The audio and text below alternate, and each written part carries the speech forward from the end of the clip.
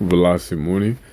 I know I speak a great deal about Rahu and Ketu and whatnot. You feel me? They just happen to interest me for some reason, but just a quick realization that I had earlier, right?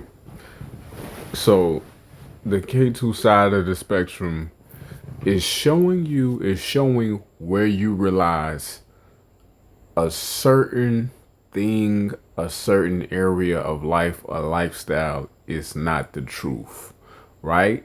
Or you become disillusioned. You know what I'm saying? You start to get the epiphanies, and you start to get the, you know what I'm saying, the understanding that, oh, I've been doing this shit for so long, or I've been thinking this was right, and the whole time it was completely false. Like, for instance, Ketu in the ninth house, right? You've been thinking maybe you need to go to this reader, or that reader, or God is outside of the self, or this religion, that religion, or you feel me, because that prophet told you, you know what I'm saying, you couldn't get rid of your hemorrhoids that you caught randomly on that one trip to Cancun, right? Whatever the fuck, right? It's K2 in the ninth. You understand that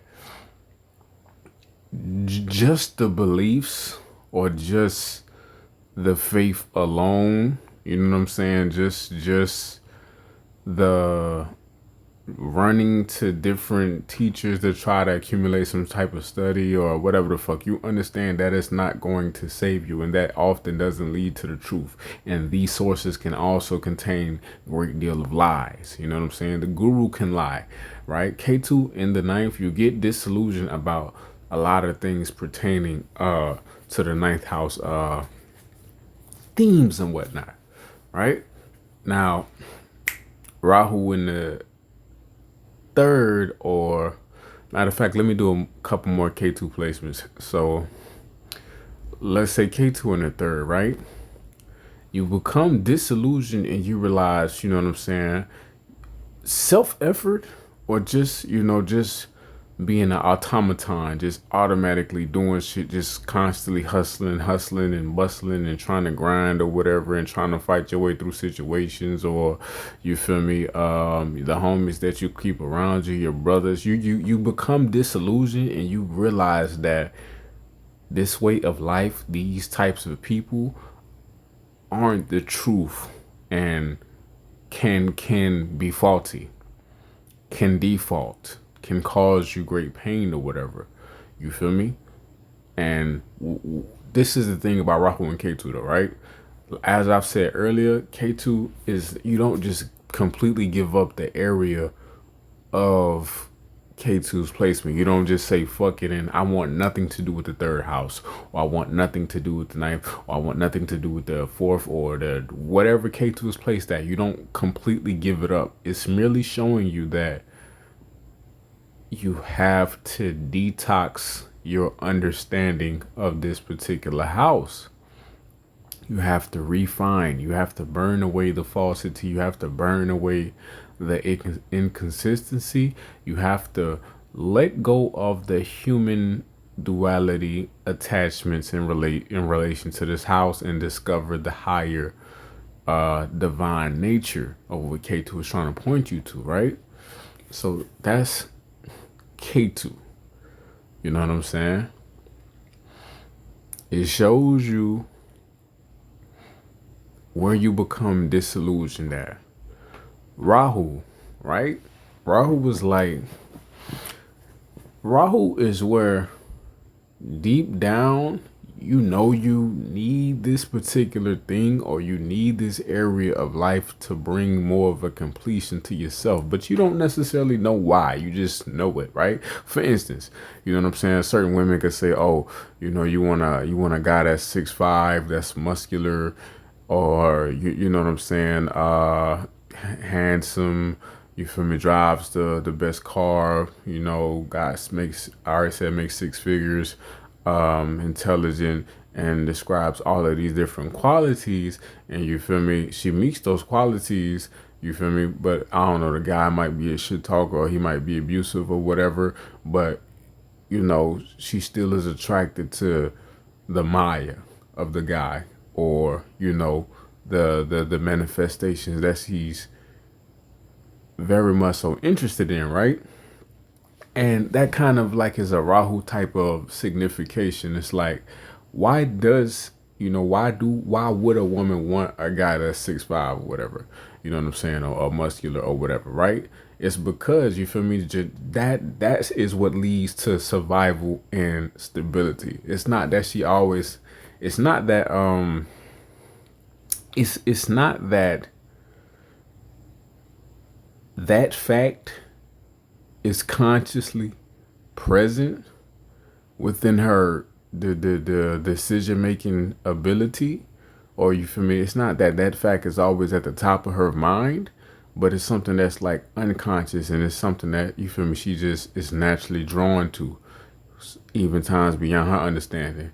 Even a dude that might be abusive, you feel me, some women find themselves unable to leave abusive relationships. It's like subconsciously, you feel me, she likes the power, she likes the dominance, she might like the intensity that this guy displays or whatever. She might feel like, you feel me, if this guy beats on her, he actually loves you because he's possessive about you, he's attentive to you or whatever, right?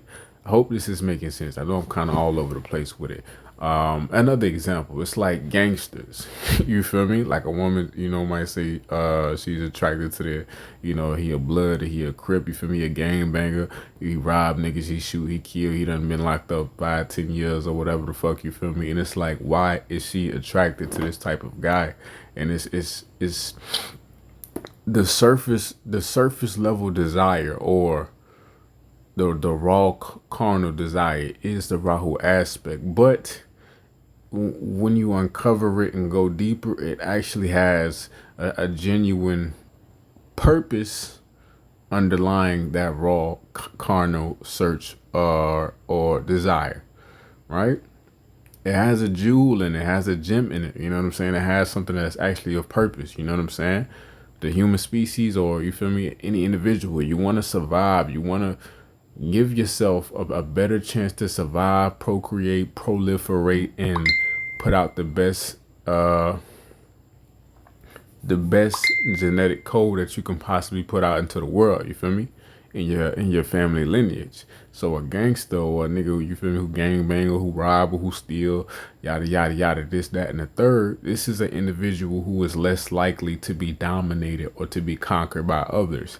That's the underlying psyche or psychology about chasing those types of individuals. But at the same time, when it comes to Rahu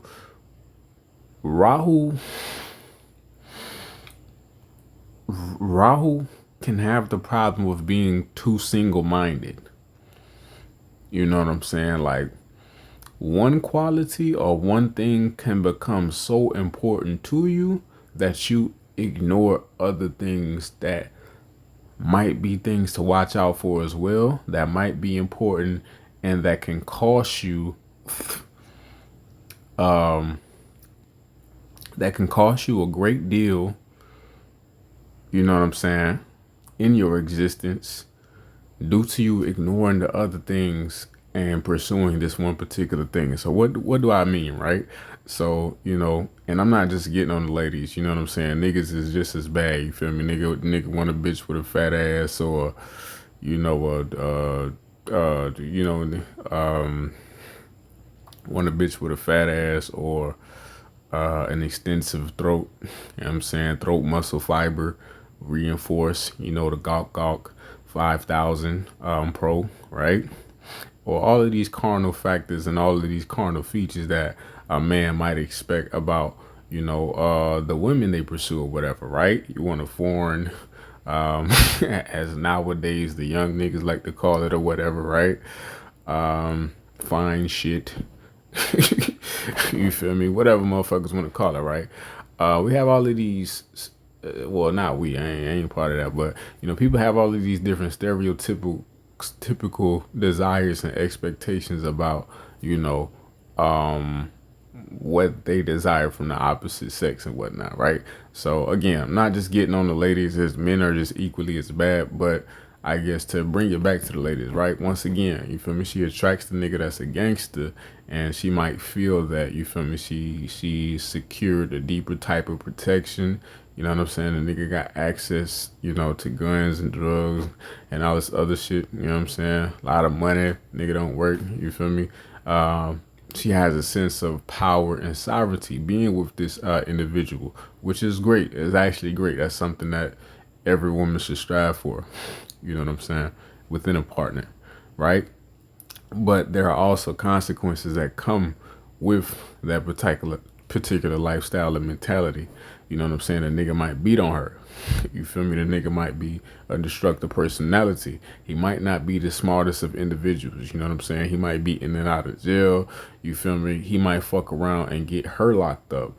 You know, having dope in her car, or you know, one of her family members might fuck around and get killed because he beef with opposition, or she might fuck around and get killed because the opposition know that, you feel me, that's his bitch, and you feel me, we don't play fair. So that's one of the potentialities of Rahu. It's like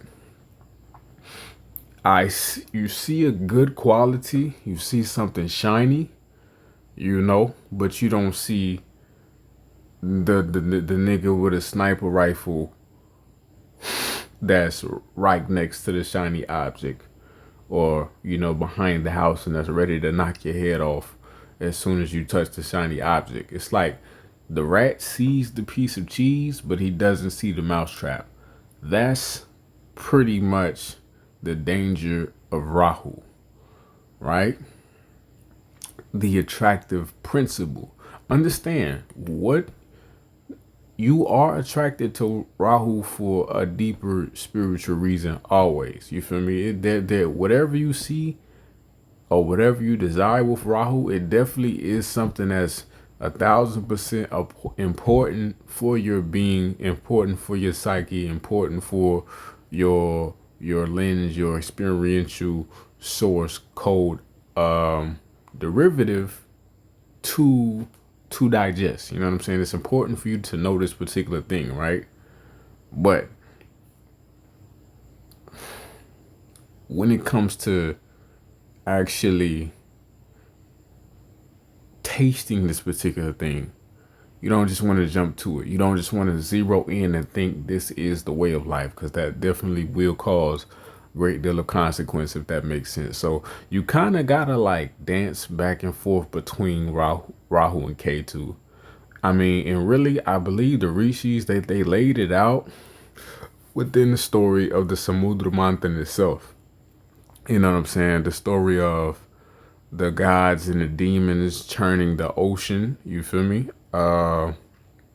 In order to manifest the divine nectar. So that's what Rahu and Ketu is like. It's really like an axis that you have to churn.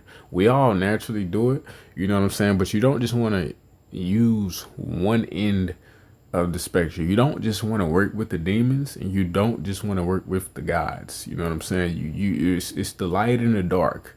You feel me? It's two aspects of, you know, the source consciousness, universal, whatever people want to call this. You know what I'm saying? That they both exist. So you have to work with them both and know them both in order to come to a state of yin and yang and really master, you know, whatever your Rahu Ketu axis speaks to, right? You know what I'm saying? And it's not going to be perfect. You feel me? During the churning of the cosmic ocean, the story of the Samudra Manthan and whatnot, right? Different poisons were manifested. You know what I'm saying? Gods were manifested out of the ocean as well. Gems, you feel me? Jewels and all that extra shit or whatever. Darknesses, demons, all type of shit, whatnot, right? Poisons, right? So it's not going to be a perfect thing, but the right amount of balance and application can definitely lead one to reap the success of this axis, right? Right. Rahu and Ketu. Is there anything else I gotta say? No, that's it. Shit. If I come across something else, I'll put out another video on this shit tomorrow. Velocity Morning.